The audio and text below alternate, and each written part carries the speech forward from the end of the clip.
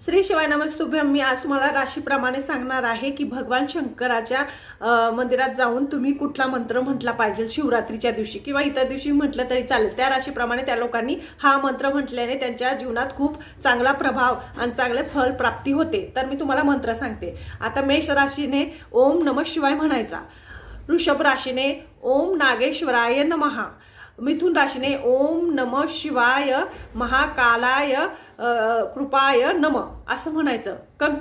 कंक राशीने ओम चंद्रमौलेश्वराय नमः हा मंत्र म्हणायचा। सिंह राशीने ओम नमः शिवाय काल महाकाल महाकाल काल कृपाय नमः हा मंत्र म्हणायचा। आणि कन्या राशीवाल्यांनी ओम नमः शिवाय काल ओम नमः असं म्हणायचं। हा मंत्र म्हणाने तुम्हाला नक्कीच फायदा होईल। शिव मंदिरात जाऊन तुम्ही हा मंत्र म्हणा आणि माझ्या चॅनलला लाईक आणि सबस्क्राईब करा। आणि याची पुढची रास मी पुढच्या व्हिडिओत टाकते। श्री स्वामी समर्थ।